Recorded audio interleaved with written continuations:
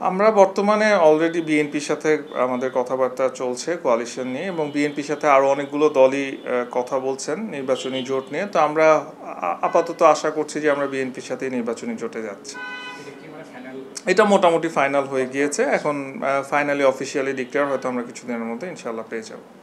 এই মুহূর্তে আমরা মনে করি যে নির্বাচন কেন্দ্রিক যে প্রবলেমগুলো সেগুলো হচ্ছে এখনও নির্বাচনের টাইম ফ্রেমটা, যদিও মাননীয় প্রধান উপদেষ্টা বারবার বলছেন, কিন্তু এটা নিয়ে বোল্ড কোনো স্টেপ আমরা এখনও দেখতে পাচ্ছি না, এবং মানুষের মধ্যে একটা শঙ্কা আছে যে আসলে কি নির্বাচন হবে। কিন্তু এক্ষেত্রে আমাদের দেখতে হবে যে এই অন্তর্বর্তীকালীন সরকার যখন আসলেন, তা যতই বলা হোক যে সংস্কার বা বিচার সব কিছুই আমরা মানছি, কিন্তু আমাদের মেইন দাবিটা কী ছিল যে 17 বছরে মানুষ তাদের গণতান্ত্রিক অধিকার পায়নি, তারা ভোট দিতে পারেনি। তো এখন এই ভোট দেওয়াটা কিন্তু খুব ইম্পর্টেন্ট। কেন ইম্পর্টেন্ট? কারণ জনগণের কাছে তাদের ক্ষমতা বুঝিয়ে দেয়া। তো এক্ষেত্রে প্রতিবন্ধকতা হিসেবে আমরা দেখছি যে বিভিন্ন রাজনৈতিক দল যারা আমরা একসাথে যুগপৎ আন্দোলনে ছিলাম, তারা একটা জায়গায় আসতে পারছি না। এখন কেন পারছি না?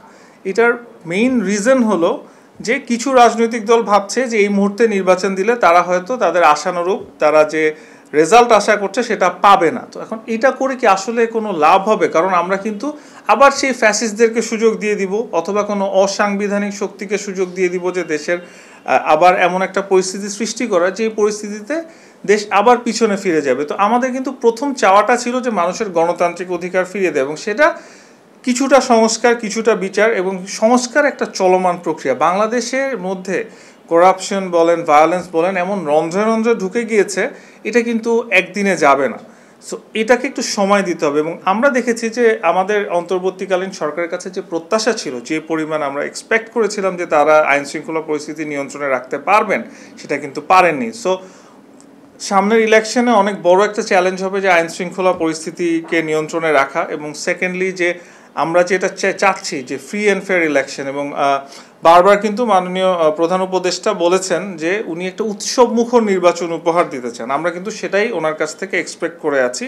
তো এখন এই মুহূর্তে মেইন প্রতিবন্ধকতা হচ্ছে যে যেসব রাজনৈতিক দল যারা নতুন নতুন হাস্যকর ইস্যু তৈরি করে নির্বাচনটাকে পিছানোর চেষ্টা করছেন নিজেদের সুবিধার জন্য, তারা যেন তাদের ভুলটা বুঝতে পেরে দেশের জনগণকে তাদের ম্যান্ডেট বা তাদের ভোটাধিকার ফিরিয়ে দেন, সেটাই সবচেয়ে বড় চ্যালেঞ্জ হয়ে দাঁড়িয়েছে।